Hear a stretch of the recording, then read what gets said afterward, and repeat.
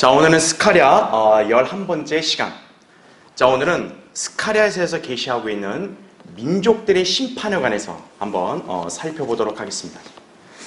자, 우리가 항상 이 재림에 관한 예언을 공부할 때는 재림의 그 예언적인 진리에서 이 중요한 주제 중에 하나는 이스라엘의 회복이죠. 그렇죠? 예. 이스라엘에게는 그날이 구원의 날이기 때문에 그렇습니다. 그렇지만 이방인들의 입장에서는 그날은 심판과 멸망의 날이 되겠죠. 그래서 이스라엘의 회복은 곧 이방인들의 심판과 멸망을 의미하기도 한다는 얘기죠. 그래서 선지서들에서 이런 재림에 관한 예언들을 공부할 때는 이스라엘의 회복과 더불어서 이방 민족들의 심판도 반드시 언급되는 이유가 바로 여기에 있는 것입니다. 자, 스가랴에서도 바로 그 점이 언급되고 있다. 이렇게 일단 이해하시면 돼요. 자, 먼저 교환을 보겠습니다. 재림 때 이스라엘의 회복은 곧 이방인들의 심판을 의미한다. 특히 이스라엘의 주변국들은 엄중한 심판을 피하지 못한다 그랬죠. 왜냐하면 이스라엘 주변국들이야말로 이스라엘에게 강력한 대적이고 원수이기 때문에 그런 거죠. 예. 자, 이 점을 이사야 선지자도 예언을 했고요. 에스겔도 예언을 했고, 특히 아모스 선지자는 이스라엘 주변국들이 어떻게 멸망할지에 대해서 적나라하게 묘사를 했습니다.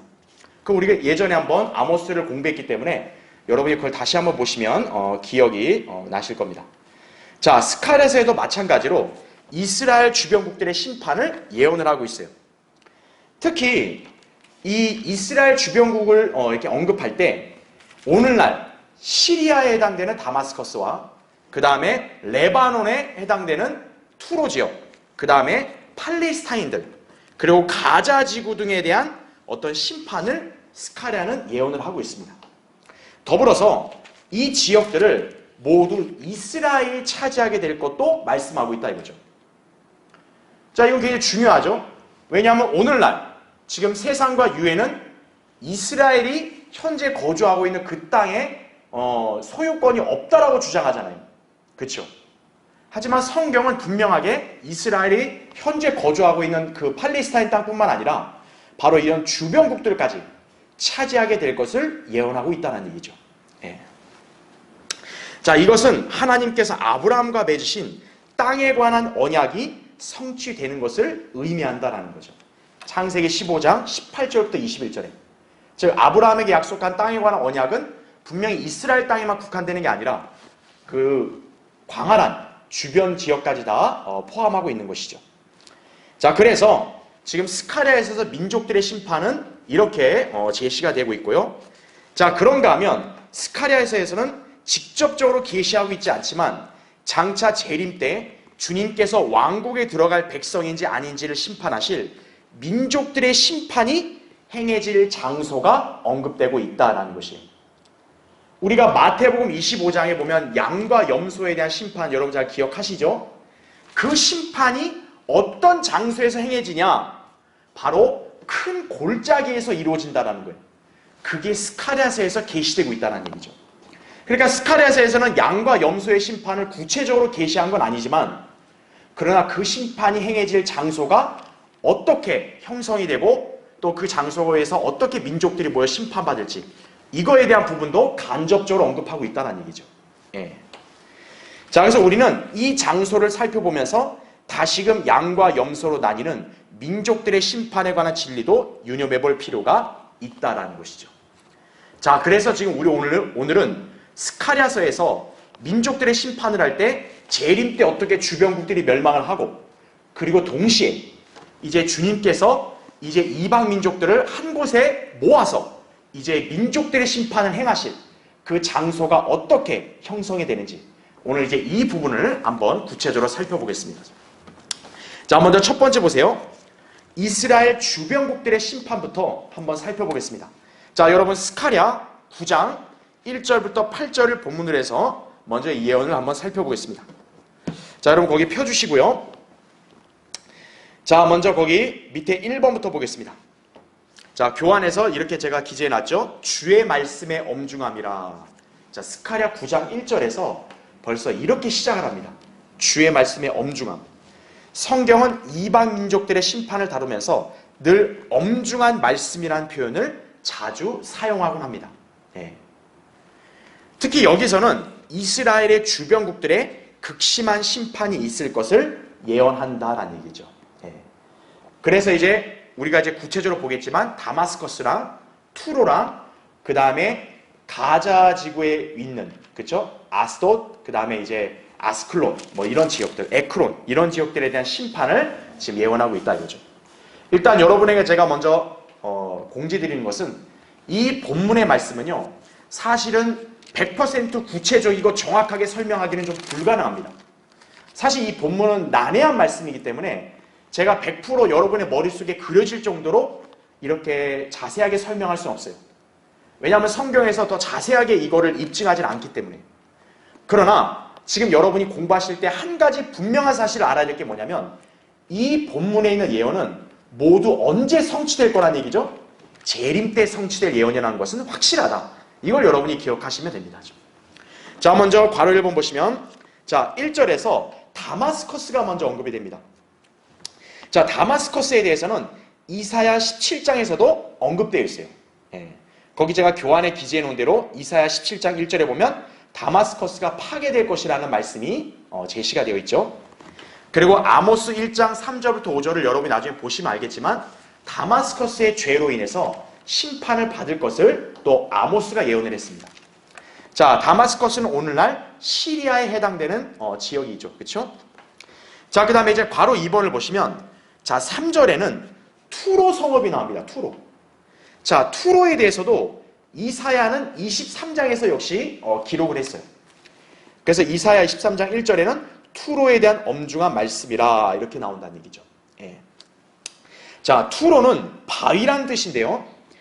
이 지역은 페니키아 지중해변에 있는 항구 도시로서 매우 아름다울 뿐만 아니라 키팀, 쿠프로라는 지역이죠. 키팀과 그리스를 건너 타시스, 이 타시스는 스페인을 지칭합니다. 자, 거기까지 아울러서 무역 활동을 했던 성읍이에요. 그러니까 어떻게 되겠어요? 무역이 활발하니까 당연히 부가 축적이 잘 됐겠죠. 그렇죠? 그리고 부가 축적이 되면 역시 뭐 하겠습니까? 그 성읍과 주민들은 그만큼 사치스러운 생활을 많이 했겠죠. 부유하니까. 예. 그렇게 유명한 곳이 바로 투로 성읍이었다는 얘기죠. 자, 이 투로는 역사적으로 AD 1391년에는 터키 수중에 들어갔었지만 지금은 레바논에 속한 항구 도시입니다. 예. 그래서 레바논에 대한 심판도 이렇게 스가랴가 예언을 했다. 이렇게 보시면 되는 거예요. 자, 그 다음에 이제 괄호 3번을 보세요. 5절부터 6절에는 이런 지명들이 나옵니다. 아스클론, 에스돗, 에크론, 아스돗, 그 다음에 필리스티안들이란 말이 나오죠. 자, 여기는 오늘날 소위 팔레스타인들이라 불리는 그 민족들 있잖아요. 그들이 거하고 있는 지역에 해당되는 곳입니다. 그래서 우리가 알 수 있는 게 뭐냐면 지금 현대 팔레스타인 소위 거민들 또 그들이 차지하고 있는 그 지역 다 재림 때는 심판의 대상이라는 거죠. 자, 주님께서는 이들을 엄중한 심판으로 다루실 것이다 라는 거죠. 그게 아모스 1장 6절부터 8절에서도 역시 적나라하게 묘사되고 있다는 거죠. 그럼 제가 교환에다 기재해놨죠. 그렇죠?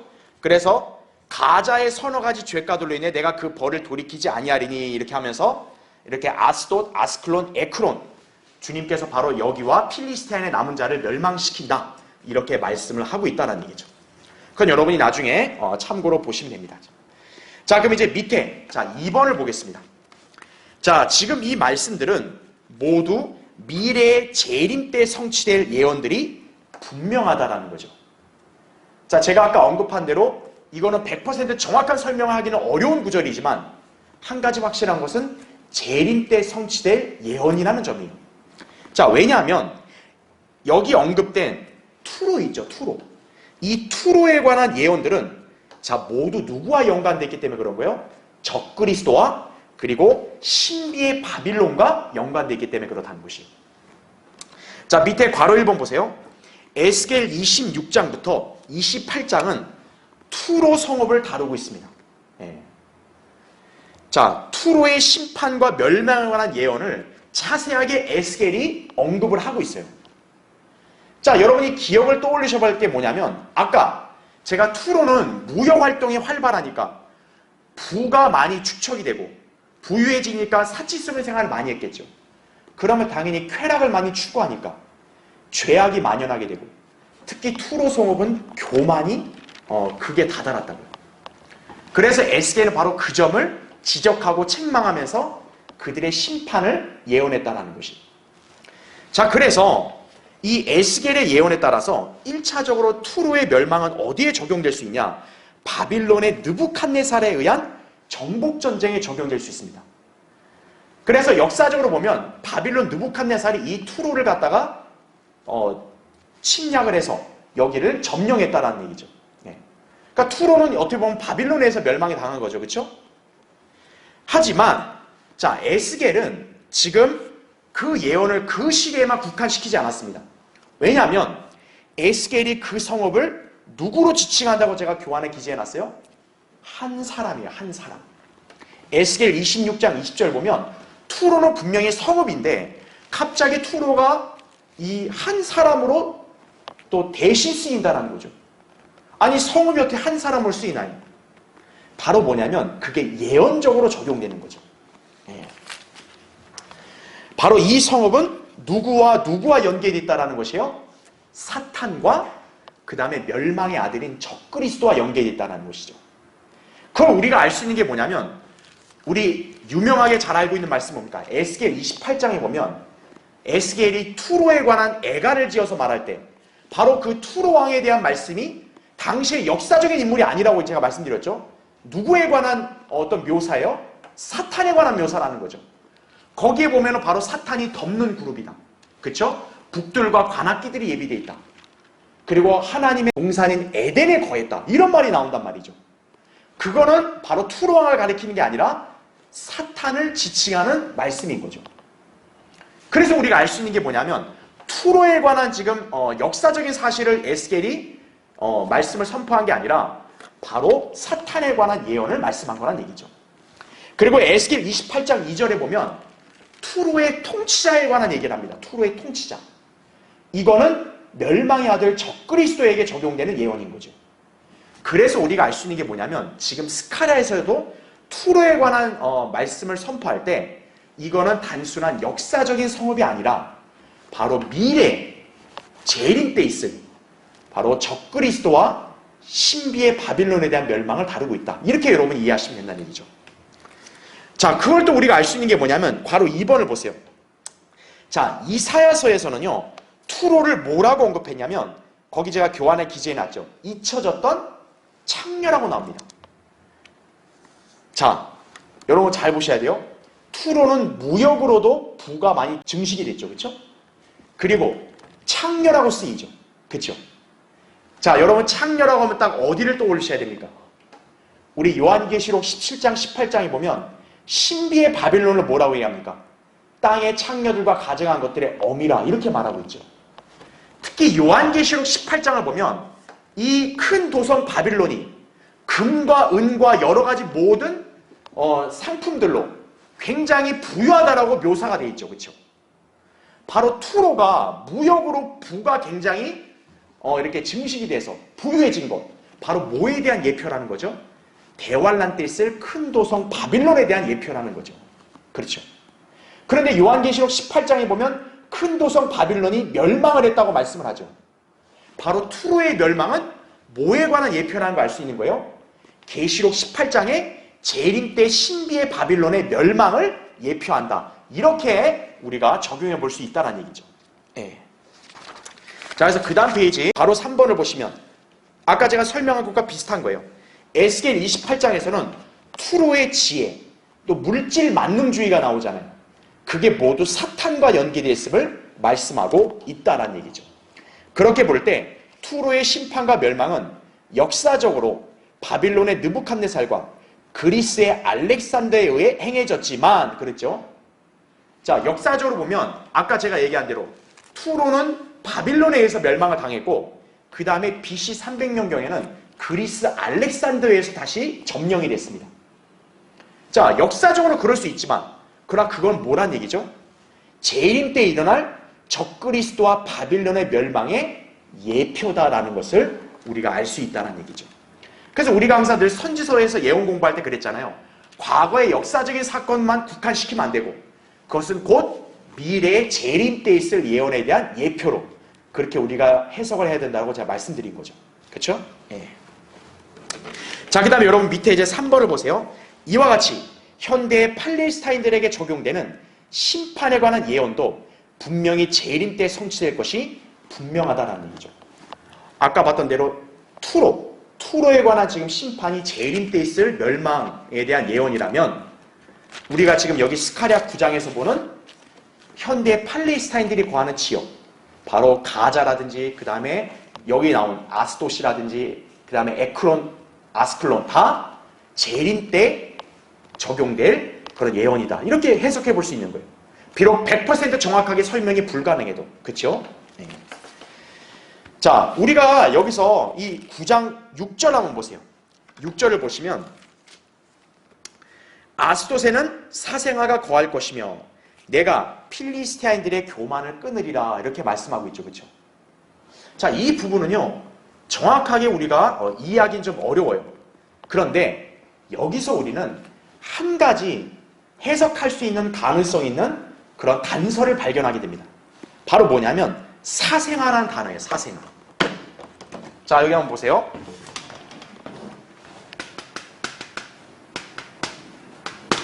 자, 사생아가 영어로 뭐냐면 bastard거든요. 이게 이제 영어로 볼 때 좀 약간 은어적인 개념으로 짐승에 빗댑니다. 자, 근데 우리가 이 구절을 이렇게 정확하게 이해는 어려워도 사생아라는 단어를 본다면 이게 누구와 연계되어 있다라고 우리가 해석할 수 있냐면 바로 적그리스도입니다. 자, 왜 그런지는 제가 지금 설명드릴게요. 자, 이 사생아란 개념이 초림 때 바로 누가 이 말을 썼냐면 바리새인들입니다. 초림 때 유대인들이 예수님을 어떻게 비난했냐면 우리는 음행을 통하여 나지 않았다 이렇게 얘기합니다. 그러니까 이게 이들이 예수님을 비난할 때 뭐라고 쓴 거예요? 음행으로 태어나지 않았다. 자, 이들이 왜 이 표현을 예수님한테 썼냐면 예수님이 마리아와 요셉이 정혼하기 전에 이미 마리아의 태 속에 잉태가 됐잖아요. 그렇죠? 그러니까 바리새인들은 바로 그걸 꼬집은 거죠. 그러니까 너는 음행을 통해 낳았다. 지금 이렇게 예수님을 비난한 거예요. 근데 여러분 아시다시피 예수님은 분명히 요셉과 마리아가 정혼하기 전에 이미 마리아의 태 속에 이미 형성이 되셨죠. 그런데 그거는 음행으로 이렇게 임신한 게 아니라 바로 뭡니까? 예수님은 음행이 아니라 바로 무슨 탄생을 하신 거예요? 동정녀 탄생을 하신 거죠. 그렇죠. 그러니까 진리는 뭡니까? 예수님은 분명히 마리아가 결혼하기 전에 이렇게 예수님을 태에서 배웠지만 그것은 음행으로 한 것이 아니라 바로 뭐라는 거죠? 동정녀 탄생으로 예수님은 탄생하신 거란 얘기죠. 그런데 이 진리를 지금 유대인들은 어떻게 한 거예요? 이 진리를 갖다 부정하고 너는 사생아다. 지금 이렇게 비난한 거죠. 그러니까 사생아라는 용어가 직접적으로 안 쓰였어도 이들의 표현을 본다면 뭡니까? 음행을 통해서 우리는 나지 않았다. 그러니까 너는 음행을 통해 나왔다. 너는 사생아다. 지금 이런 비난한 거거든요. 동정녀 탄생을 지금 뭐로 위조한 거예요? 사생아로 위조한 거죠. 다시 말하면 이 사생아는 지금 어떤 용도로 이렇게 쓰인 거예요? 바로 예수님의 동정녀 탄생을 모방하는 차원에서 이 용어를 쓴 겁니다. 자, 그러면 이제 여러분이 이제 감을 잡으실 거예요. 예수님 이 경건의 신비, 이걸 갖다가 모방하는 자가 누굽니까? 바로 사탄, 적그리스도죠. 그렇죠? 바로 적그리스도는 예수 그리스도를 흉내내고 위조하는 자죠. 그 자는 가짜인데 마치 자기가 진짜 메시아고 그리스도인 것처럼 행세하죠. 그렇죠? 예. 그래서 우리가 사생아는 바로 뭐라고 생각할 수 있는 거예요? 적그리스도와 연계됐다 생각할 수 있는 거예요. 바로 뭐냐면 예수님의 동정녀 탄생을 위조한 개념으로 바로 적그리스도에게 해당되는 용어가 바로 사생아라는 얘기죠. 그렇기 때문에 우리는 바로 지금 6절의 사생아는 어떻게 연계시켜 볼 수 있다? 적그리스도에 연계시켜 볼 수 있다는 거죠. 그렇게 되면 우리가 7절에 있는 해석도 좀 더 우리가 이해하기 쉬워지는 거예요. 자, 한번 볼게요. 자, 그래서 여러분 거기 스가랴 9장 다시 이제 그 7절을 보시면요. 자, 7절에 이런 표현이 나와요. 또 내가 그의 입에서는 그의 피를, 그의 이 사이에서는 그의 가증한 것들을 제거하리라. 이런 말이 나오죠. 자, 여기 보면 7절에 내가, 나라는 건 누구겠어요? 지금 9장에서 말씀하시는 나는 누굽니까? 바로 주님이시죠. 그러니까 주님이 지금 어떻게 합니까? 그의 입에서는 그의 피를, 이빨 사이에는 가증한 것들을 제거한다 그랬죠. 여기에 그는 누구겠어요, 그러면? 여기 그는 6절에 보면은 사생아 있죠. 사생아와 바로 연결이 될 수 있는 거죠. 사생아를 대신해서 대명사가 쓰인 거죠. 그. 그러면 그의 입에서 피가 있다. 또 그의 이빨 사이에 가증한 것들이 있다. 이게 뭘까요? 바로 우리가 지난 시간에 배웠던 대환란 때 적그리스도가 바로 어떻게 합니까? 인신제사를 하는 거죠. 유대인들을 희생제물로 바치게 한 다음에 바로 그들을 어떻게 합니까? 살을 먹고 피를 마시는 거죠. 일종의 미사 행위를 대환란 때 적그리스도가 실제 유대인인 사람을 데리고 하는 거죠. 그게 우리가 지난주에 배웠던 시편 16편 4절, 이사야 6장 13절에 바로 대환란 때는 제단에서 유대인들을 바로 이렇게 제물로 죽이고 식인 행위를 할 거란 얘기죠. 그렇게 본다면 7절의 해석은 자연스러운 거예요. 그렇죠? 아하, 6절이 사생하고 7절이 사생아를 대표해서 그라면 적그리스도라고 봤을 때 이거는 적그리스도의 식인 행위를 이제 주님이 어떻게 하신다? 제거하신다라는 거죠. 그럼 그건 언제겠어요? 당연히 재림 때 있을 일이란 얘기죠. 대환란 때 적그리스도가 그렇게 했으니까. 그렇죠? 그렇게 우리가 해석해 볼 수 있다는 얘기죠. 자, 그 다음에 이제 여러분 괄호 3번을 보세요. 이제 교환에. 그런가 하면 자, 7절에 이제 그 다음 부분을 보면 이런 표현이 나와요. 남아있는 자, 곧 그는 우리 하나님 편이 될 것이요. 이런 말이 나오죠. 자, 역시 이 사람은 정확히 누구인지 우리가 알 수 없습니다. 하지만 분명히 적그리스도를 심판하여 제거한 이후에 남아있는 자란 말이잖아요. 그렇죠? 그러면 그분은 누구밖에 없겠어요? 예수 그리스도밖에 없겠죠. 그래서 이 남아있는 자는 정확히 누구라고 단정할 수는 없지만 예수 그리스도라고 해석할 수 있는 가능성이 있다는 얘기죠. 자, 계속 보세요.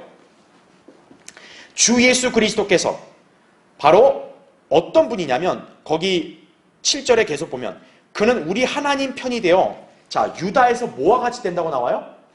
총독같이 된다. 여러분, 총독은 뭐 하는 사람이에요? 통치하는 사람이죠. 유다, 이스라엘을 통치한다는 거죠. 그럼 그 누구밖에 없겠어요? 예수 그리스도밖에 없는 거죠. 미카서 5장 2절에 보면 예수님을 뭐라 그래요? 이스라엘을 통치할 자라고 얘기합니다. 예. 그리고 여기 보면 우리 하나님 편이라 그러잖아요. 예수 그리스도가 당연히 하나님 편이라는 건 당연하잖아요. 그렇죠? 그래서 여기에 남아있는 자는 예수 그리스도에게 적용된 것이 가장 적합해 보인다라는 거죠. 예. 물론 정확하게 누구라고는 단정할 수는 없죠. 그렇죠? 예. 자, 그 다음에 괄호 4번을 보세요. 자, 그리고 에크로는 자, 누구와 같이 된다는 말씀이 나와요? 여부수인 같이 된다는 말씀이 나옵니다. 자, 이 말씀을 우리가 어떻게 이해하고 적용해 볼 수 있냐? 자, 우리는 역사적인 사건을 한번 되돌아가서 그걸 근거로 한번 이 구절을 이해해 볼 수 있어요. 자, 한번 여러분 찾아볼게요. 사무엘하 5장 한번 보세요. 사무엘하 5장.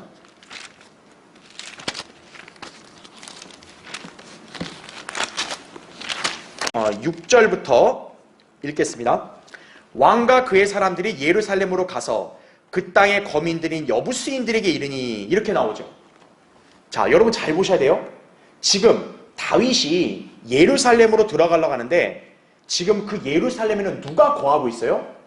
여부수인들이 거하고 있습니다. 다시 말하면 예루살렘은 본디 누구의 성읍인 거예요? 여부수인들의 성읍인 거예요. 이거는 오늘날 팔레스타인들 아니에요.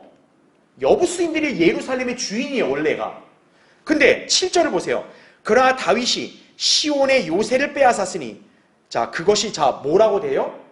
다윗 성읍이라고 이렇게 기록이 되어 있죠. 그래서 8절을 보면 그리하여 다윗이 그 요새에 거하였고 그곳을 다윗 성읍이라 불렀더라. 다윗이 밀로에서부터 안쪽으로 둘러 건축하니라 이렇게 말하고 이제 8절에서는 그들을 이제 들어오지 못하게 한다 이렇게 말씀합니다. 자, 여러분 이 사건이 뭡니까? 바로 다윗이 예루살렘을 이제 차지한 거죠. 그 다음에 예루살렘에 있던 여부수인들은 어떻게 한 거예요? 다윗에 의해서 쫓겨난 거죠. 자, 그렇게 볼 때 여기 에크론이 여부수인같이 된다는 건 무슨 말이겠어요? 다윗은 누구를 예표합니까? 예수 그리스도를 예표하죠. 다윗이 예루살렘으로 들어온 건 바로 뭘 예표합니까? 재림 때 예수 그리스도가 예루살렘으로 들어오는 걸 예표하는 거겠죠. 여부수인들은 뭡니까? 쫓겨난 거죠. 그 전에 쫓겨나기 전에는 여부수인들은 거기에 거하고 있던 사람들이죠. 자, 그렇게 볼 때 에크론이 여부수인같이 된다는 말은 무슨 뜻이겠어요? 예수 그리스도에 의해서 재림 때 쫓겨나기 전에 에크론은 여부수인처럼 먼저 누구의 지배 아래 있을 거다라는 얘기가 되겠죠. 바로 그 누구가 누구겠어요? 적그리스도겠죠.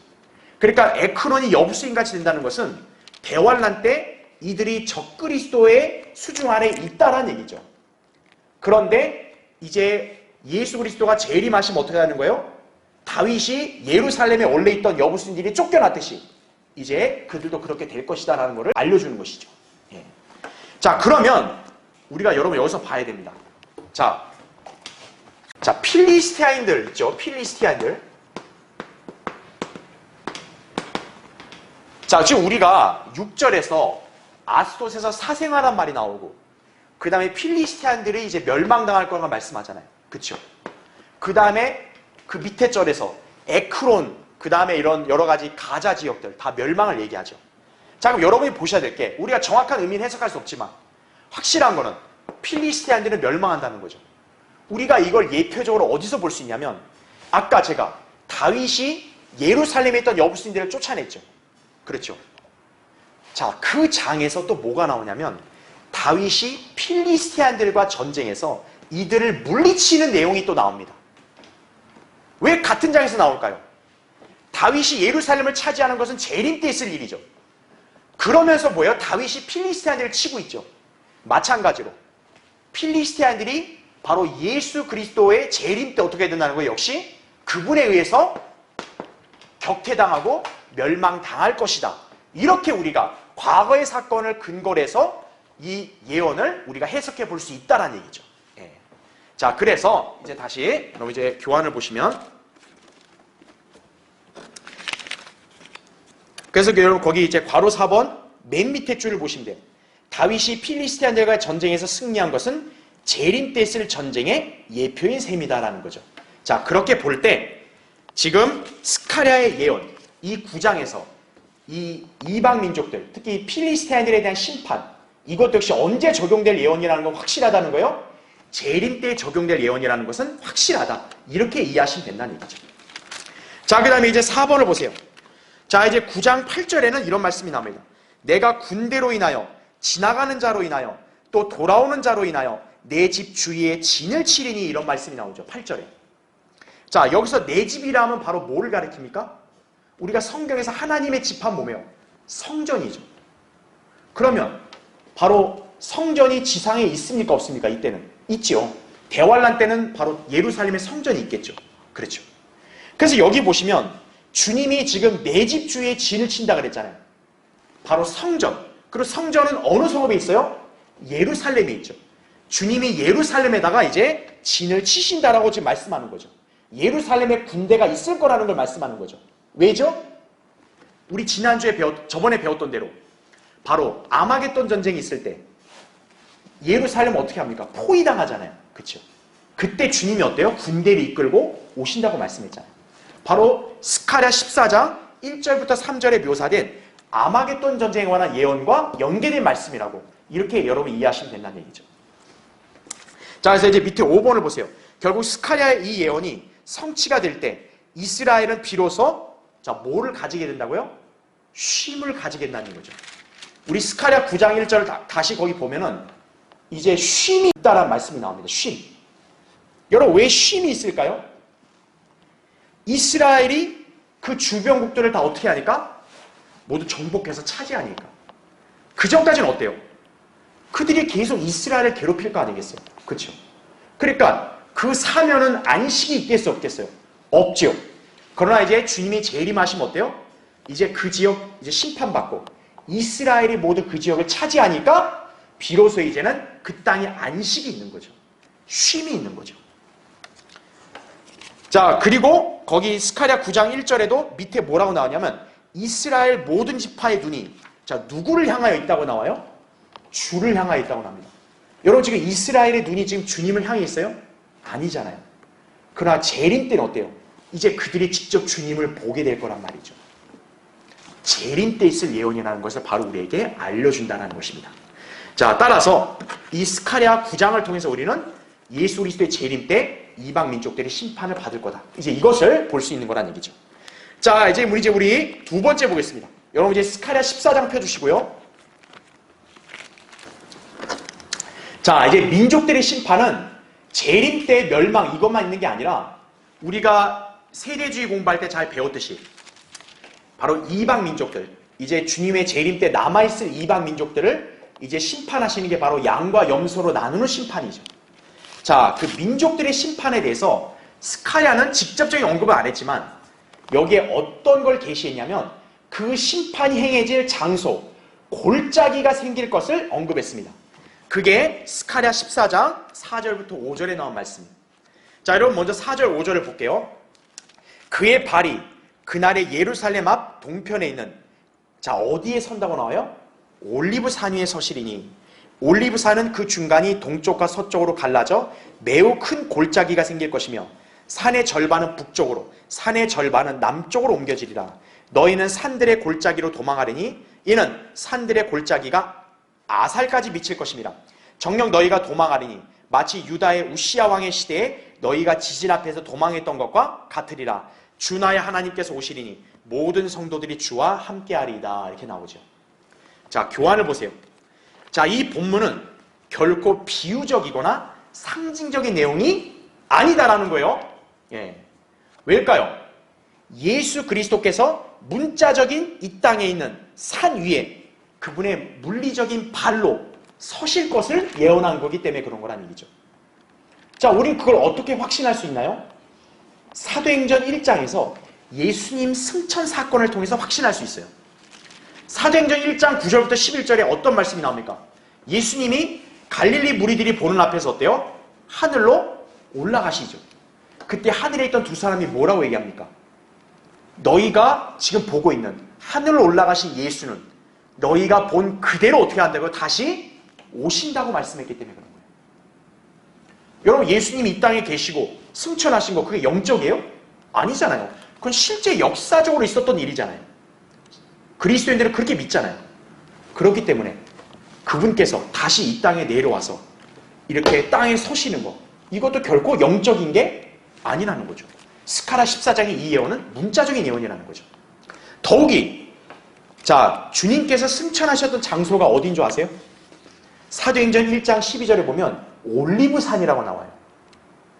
바로 주님은 올리브산에서 눈에 보이는 대로 문자적으로 올라가셨죠. 그리고 그 하늘에 있던 사람들이 문자적으로 내려온다 그랬죠. 그 장소도 바로 어디라는 거예요?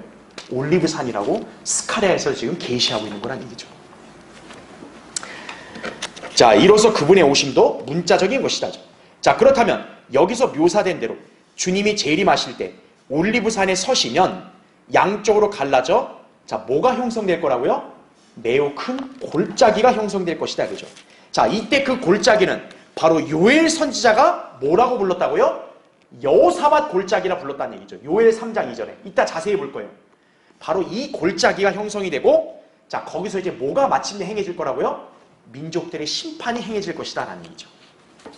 자, 그러면 이제 교환의 여러분 거기 1번을 보세요. 자, 아까 우리 4절 읽었죠, 그렇죠? 올리브산이 어때요? 동쪽과 서쪽이 갈라져요. 왜요? 길이 생기기 때문에 그렇습니다. 그리고 산의 절반이 북쪽과 남쪽으로 옮겨진다고 나오죠. 자, 괄호 1번 보세요. 예수 그리스도께서 올리브산에 서실 때 동쪽에서 예루살렘의 동문으로 향하는 서쪽까지 평평한 길이 만들어지면서 산의 절반이 남북으로 갈라지게 될 것이다라는 거예요. 이때 예루살렘 주위의 모든 산들은 자 어떻게 될 거라고 제가 기재해 놨어요? 평평해질 거라고 냈죠. 우리 예전에 재림 공부할 때 주님이 재림하시면 산들이 어떻게 된다 그랬어요? 전부 다 녹아내린다고 그랬죠. 산들이 녹아내려서 어때요? 산이 모두 작아지고 평평해진다 그랬죠. 이사야 40장 4절 5절에. 그쵸? 바로 그렇기 때문에 지금 여기도 어떤 거예요? 주님이 올리브산에 서시면은 산이 갈라지고 그 주변이 다 평평해질 거란 얘기죠. 예. 그러면서 어때요? 길이 만들어진다. 골짜기가 만들어지고 길이 형성된다. 그러면 주님은 바로 그 길을 통해서 예루살렘으로 입성하실 것이다 라는 얘기죠. 자, 그럼 괄호 2번을 보세요. 그러나 그 길은 단순히 주님께서 거쳐가기 위해서만 만들어지는 게 아니라 거기 잘 보세요. 예루살렘이 포위될 때 유대인들로 하여금 탈출할 수 있는 방도로 역시나 그 길이 허용이 될 것이다 라는 거예요. 왜 그러냐면 거기 여러분 4절 보세요. 아까 우리 스가랴 14장 5절 보세요. 5절. 자, 여기서 너희라는 말이 나오잖아요. 너희는 이스라엘 백성을 말하겠죠. 자, 뭐라 그래요? 산들에 어디로 도망하라 그래요? 골짜기로 도망하리니라고 나옵니다. 왜 골짜기로 도망하라 그랬겠어요? 주님이 재림하시기 전에 예루살렘 어떻게 돼요? 포위되잖아요. 그럼 거기에 갇히잖아요. 그 유대인들을 어떻게 한다? 탈출할 수 있도록 주님께서 길을 마련하신다는 거죠. 도망하라 이거예요. 근데 어떻게 도망하라 그래요? 산들의 골짜기가 어디까지 미치냐고 나와요? 아살까지 미칠 것임이라 나옵니다. 자, 여러분 이제 이 부분을 한번 잘 볼게요. 자, 우리가 이제 예루살렘이라는 성읍이 있으면요. 자, 이 예루살렘의 이 동편 쪽에 바로 올리브산이 있습니다. 자, 여기 이제 주님이 재림을 하시는 거죠. 발로 서시죠. 그럼 어떻게 돼요? 이 산이 이렇게 어떻게 됩니까? 산이 북쪽과 남쪽 절반이 갈리죠. 그렇죠? 갈린다는 얘기가 뭐겠어요? 남북으로 갈리면 여기에 뭐가 생긴다? 길이 생긴다는 거죠. 바로 평평한 길인 거죠. 그럼 왜 생기겠어요? 주님이 어떻게 하셔야 되니까? 우리 예전에 재림 경로 공부할 때 주님께서 이렇게 해서 어때요? 예루살렘 여기 동문이 있죠. 동문. 여기 동문으로 들어가셔야 될 거 아니겠어요? 동문 들어가려면 반드시 어느 산을 통과해야 되는 거예요? 올리브산 통과해야죠. 지리적으로. 바로 여기에 뭐가 생긴다? 평평한 길이 생긴다는 거죠. 그러니까 주님은 바로 여기로 들어가시는 거죠. 자, 그게 첫 번째 용도가 있고, 두 번째는 지금 스가랴는 어떤 부분도 계시하고 있냐면 주님과 군대들이 이렇게 들어가는 뿐만 아니라 유대인들 보고 어떻게 하라고 그래요? 도망가라고 한다는 얘기죠. 자, 바로 뭐냐면 이 길이 어떤 용도로 활용되냐면 유대인들의 도피로가 되는 거예요. 도피로. 자, 근데 우리는 이 부분을 정확히 알긴 어려워요. 왜냐하면 이 길이 어디까지 나온다고 나와요? 아살이라는 명칭이 나옵니다. 자, 이 아살이 정확히 어딘지는 또 우리가 성경에서 자세히는 우리가 볼 수 없기 때문에 알 수가 없어요. 그런데 스가랴는 여기서 한 가지 단서를 또 우리에게 제공해 줍니다. 자, 아살까지 미친다고 하면서 어떤 사건을 얘기하냐면 유다의 우시야 왕이 있죠. 우시야 왕 때 뭐가 있다고 나와요? 지진이 있었을 때 유대인들이 어떻게 했다? 도망갔다고 5절에 나옵니다. 그거와 같이 된다고 나오죠. 예. 그래서 우리가 알 수 있는 게 뭐냐면 유다의 우시야 왕이 과거에 치리할 때 지진이 분명히 있었다라는 거예요. 우리가 이 사건은 자세히는 모르겠는데 아모스 1장에 보면 아모스도 이걸 똑같이 언급을 해요. 아모스도 유다의 우시야 왕 때 지진이 있기 2년 전에 자기가 예언한다고 나와요. 그래서 이건 역사적으로 분명히 있었던 사건이에요. 그런데 스가랴는 이때 지진이 날 때 유대인들이 어떻게 했다고 나와요? 도망갔다고 나옵니다. 아살이란 말을 얘기하면서 지명을 얘기하면서 그걸 얘기해요.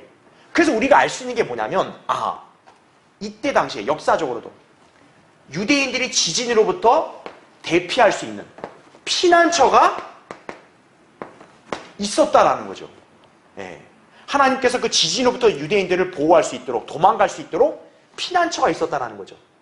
어떻게 보면 그게 아살과 약간 연관되어 있다라 볼 수 있는 거예요. 자, 그러면 스카랴는 지금 이걸 왜 얘기했을까요? 이 길이 만들어지면서 너희들 보고 도망가란 말을 왜 했을까요? 유다의 우시앙 때는 왜 도망갔어요? 지진 때문에. 마찬가지로 주님이 재림하시는 그 즈음에 바로 뭐 때문에 유대인들은 도망가야 되는 거예요? 지진 때문에 도망가는 거죠. 예. 그래서 우리가 이 길은 두 가지 용도라는 거죠. 바로 어떤 거냐면 주님이 이 길을 통과하시는 것과 또 한 가지는 유대인들이 지진으로부터 도망가서 거할 수 있는 피난처, 바로 그러한 용도로도 활용될 수 있다는 거죠. 자, 그래서 우리가 한번 볼게요. 여러분 성경 잠깐 찾아볼게요. 요한계시록 보시면 11장 보세요. 또 요한계시록 11장 13절 보면은 또 같은 시간에 큰 지진이 일어나서 도성의 10분의 1이 무너지니 그 지진으로 죽은 사람들이 7,000명이었더라 이거죠. 엄청난 지진인 거죠. 그래서 남은 자들은 무서워하며 하늘의 하나님께 영광을 돌리더라 이렇게 나오죠. 바로 유대인들은 이 지진으로부터 재림 직전에 하나님께서 도망갈 수 있도록 그러한 길을 허용하신다는 얘기죠. 스카랴는 바로 그 점을 얘기한 거죠. 그래서 우리가 알 수 있는 게 뭐냐면 우시야 때에 지진이 나서 유대인들이 대피했던 것은 바로 재림 때 이제 어마어마한 지진이 날 때 하나님께서 유대인들을 도망갈 수 있도록 하는 것에 대한 예표다라는 거죠. 바로 스가랴 14장에 골짜기가 형성되고 길이 만들어진 것은 유대인들에게 그런 어떤 용도로도 활용될 수 있게 했다라는 거죠. 그러니까 우리는 이런 부분으로 해석할 수 있다라는 것이죠. 예. 요한계시록 16장 18절부터 20절도 여러분이 참고하시면 됩니다. 자, 이제 밑에 괄호 4번 보세요. 한편 주 나의 하나님께서 오시리니 모든 성도들이 주와 함께하리이다. 5절에 그런 말씀이 또 나오죠. 끝에. 여러분 여기서 성도들은 누굴까요? 당연히 택함받은 자들. 마태복음 24장 22절에 대환란 때 보면 택함받은 자들이 있다고 나오죠. 그들이 바로 유대인 환란 성도들이겠죠. 1차적으로. 그래서 다니엘 7장 21절, 22절, 27절에 보면은 유대인 환란 성도들이라고 우리가 볼 수 있다는 거죠. 자, 그래서 그 부분에 대한 것은 우리가 예전에 솔로몬의 노래 6장 13절 보면 예수님이 재림할 때 그분과 함께 내려오는 군대가 우리 교회만 있는 게 아니라 유대인 성도들도 있다고 말씀드렸잖아요. 그렇죠? 그러니까 성도들이 주와 함께한다 했을 때 유대인 성도들도 주님과 함께한다. 우리가 이렇게 볼 수 있는 거죠. 그래서 요엘 2장과 계시록 19장 다 이렇게 참고해 보면은 주님과 함께 내려올 그런 성도들, 그리고 유대인 환란 성도들 다 여기에 주님과 함께 한다고 했을 때는 그러한 성도들에게 적용될 수 있다. 이렇게 여러분 이해하시면 되겠죠. 자, 그럼 이제 우리 이제 교환에 밑에 2번을 보세요. 올리브산이 동서로 갈라져 생긴 자, 큰 골짜기 있죠. 자, 여기에서 이방인들이 모여서 이제 어떻게 한다고요? 심판받을 것이라는 얘기죠. 자, 이제 여러분 또 하나 찾아볼게요. 요엘서 3장 한번 보세요. 스가랴 14장에 매우 큰 골짜기. 여러분 이 골짜기를 보시면서 연관 구절로 요엘서 3장 2절을 보시면 돼요. 요엘 3장 2절 보면요.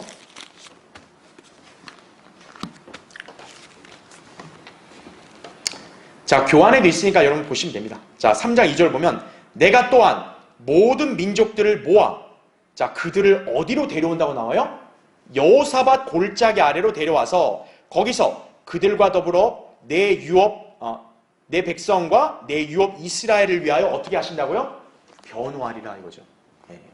자, 여기 보면 여호사밧 골짜기 아래로 모든 민족들이 어떻게 한다? 모은다고 나옵니다. 왜요? 이스라엘을 변호하기 위해서. 즉, 뭐 때문에? 이방인들을 모아놓고 이스라엘을 어떻게 대했느냐. 이제 그거를 보신다는 거죠. 자, 거기 12절 보세요. 3장 12절 보면 또 요엘이 이렇게 예언합니다. 이방으로 깨어서 또 어디로 올라오라고 나와요? 여호사밧 골짜기로 올라오게 하라. 이는 내가 거기에 어떻게 한다? 주님이 앉아서 주위의 모든 이방을 다 어떻게 하신다고요? 심판할 것이미로다. 바로 이게 우리가 익숙하게 잘 아는 심판. 양과 염소로 갈리는 민족들의 심판을 가리키는 거죠.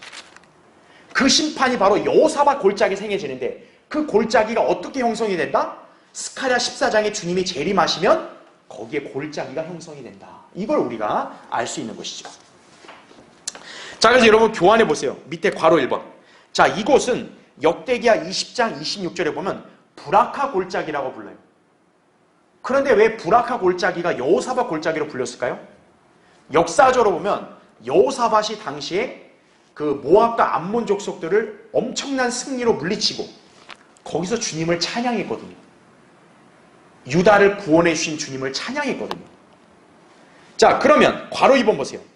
이 골짜기를 그럼 여호사밧 골짜기라 부르는 것은 단순한 역사적인 설명의 차원을 넘어서는 거예요. 예언적인 진리를 암시하는 겁니다. 자, 여호사밧이라는 이름 뜻이 뭔지 아세요? 여호와께서 심판하셨다는 말입니다. 이 교환의 설명이 났죠, 그렇죠? 바로 주님이 심판하시는 거죠. 그럼 언제 있을 일이에요? 재림 때 있을 일이라는 거죠. 바로 육신을 입고 오시는 여호와 예수 그리스도께서 재림하셔서 민족들을 심판하실 것을 암시한다는 얘기죠. 그래서 여호사밧 골짜기라는 명칭이 붙은 것이에요. 그래서 그 골짜기가 스가랴 14장에 나온 매우 큰 골짜기다라는 거죠. 그래서 괄호 3번에 따라서 지상에서 민족들을 심판하실 예수 그리스도는 인자가 되셔서 온 인류의 심판자로서 이제 물리적으로 이 땅에 와서 심판하실 거란 얘기죠. 그래서 여러분 거기 괄호 4번을 보시면 이 심판은 대환란이 끝나고 주님께서 재림하셔서 이 땅에서 이루어지는데 예수 그리스도께서 재림하시어 예루살렘 동편 올리브 산 위에 서실 때 그 산은 이제 어떻게 돼요? 동서로 갈라져 큰 골짜기가 생기고 이방인들은 이곳에 모여 심판을 받을 것이다라는 거죠. 마태복음 25장의 민족들의 심판은 바로 이러한 모습을 기록한 것이다라는 거죠. 이 심판이 일어날 때 주님께서는 예루살렘에서 다윗의 보좌에 앉아 계신다는 거죠. 그러니까 여러분 이제 흐름을 이제 기억하시겠죠, 그렇죠? 주님이 올리브산에 재림하시면 이런 길이 형성되고 골짜기가 만들어지고 그곳이 바로 여호사밧 골짜기라는 얘기죠. 이제 주님은 바로 이제 거기에 민족들을 다 모아서 이제 천년왕국 백성이 될지 안 될지 양과 염소로 가르시는 민족들의 심판을 하실 거란 얘기죠. 스가랴는 바로 그 심판이 행해질 장소를 여기서 계시한 거다. 이렇게 이해하시면 됩니다. 자, 우리 민족들의 심판은 제가 예전에 세대주의 강의할 때 자세하게 강의한 적이 있어요. 그래서 여기서는 여러분에게 제가 자세하게 설명하지 않을 거예요. 대신 여러분 한 번만 찾고 마치겠습니다. 마태복음 25장 한번 보세요. 31절부터 일단 32절을 먼저 보면요. 인자가 그의 영광 중에 오고 또 모든 거룩한 천사들이 그와 함께 오면 재림이죠. 그때 그가 그의 영광의 보좌에 앉으리니 이거죠. 그러니까 예수님이 일단 영광의 보좌에 앉고 나면 이제 어떻게 하냐? 32절. 그 앞에 모든 민족들을 모아놓고 마치 목자가 양들을 염소들에서 갈라놓듯이 그들을 따로 어떻게 한다? 갈라 놓으리라 이거죠. 그리하여 양들은 그의 오른편에 염소들은 그의 왼편에 세워두고 바로 이게 양과 염소로 가르는 심판이죠. 여러분 이제 이거 다 읽어보면 아시겠지만 주님이 양들에 해당되는 민족들에게는 왕국을 이어받으라고 나오면서 너희는 내가 굶주릴 때 먹을 걸 주고 목마를 때 마실 걸 주고 나를 잘 대접했다고 나와요. 그러니까 이 의인들, 양들은 우리가 주님을 언제 그랬습니까? 이렇게 얘기한단 말이에요. 40절 보세요. 그러나 왕이 대답하여 그들에게 말하기를 진실로 내가 너희에게 말하노니 여기 내 형제들 가운데 가장 작은 자 하나에게 한 것이 곧 누구에게 한 것이다? 나에게 한 것이다. 여기 형제들이 누구겠어요? 바로 예수님의 물리적인 혈통을 함께 나눈 형제들, 유대인들을 가리키는 거라고요. 이거는 교회 시대 성도들이 아니에요? 아니다라는 거죠. 왜냐하면 이미 교회 시대 성도들은 재림 직전에 이미 휴거돼서 그리스도의 심판석에 참여하잖아요. 그렇죠? 여기에 형제들은 예수님은 유대인에게서 났다고 로마서 9장 5절에 말씀하잖아요. 그래서 마태복음에도 보면 예수님은 그 유대인들을 형제들로 자꾸 이렇게 말씀하시잖아요. 그렇죠? 그래서 유대인들을 가리킨다는 거죠. 즉 대환란 때 유대인들을 얼마나 잘 대하느냐에 따라서 양이 되냐 염소가 되냐가 갈라진다는 얘기죠. 바로 이건 뭡니까? 하나님께서 일찍이 아브라함과 맺었던 언약에 해당되는 거죠. 창세기 12장에 하나님이 아브라함에게 너를 축복하는 자들은 내가 복을 주고 너를 저주하는 자는 저주한다고 말씀한 거죠. 바로 그거예요, 이게. 그게 대환란 기간 동안에 이방인들에게 적용되는 거예요. 그래서 대환란 기간 동안 이방인들이 유대인들을 적그리스도의 박해와 어떤 이런 공격으로부터 지켜주고 또 돌봐주고, 그렇게 되면 그들은 천년왕국 때 양의 민족이 돼서 왕국에 들어가는 것이고, 만약에 유대인들을 대적하고 적그리스도의 편에 서서 박해한다, 그럼 어떻게 되는 거예요? 마태복음 25장 41절에 나온 대로 마귀를 위하여 준비한 영원한 불 속으로 들어가게 되는 것이죠. 바로 이 심판이 민족들의 심판이고, 바로 이 심판이 어느 장소에서 이루어진다? 스가랴 14장에서 얘기했던 매우 큰 골짜기, 바로 여호사밧 골짜기에서 행해진다. 이걸 말씀하고 있다는 얘기죠. 자, 우리가 스가랴에서 계시하고 있는 예언을 통해서는 우리가 이런 진리들을 볼 수 있다. 여러분이 그렇게 이해하시면 되겠습니다. 자, 다음 시간에 또 이제 다른 주제를 하겠습니다.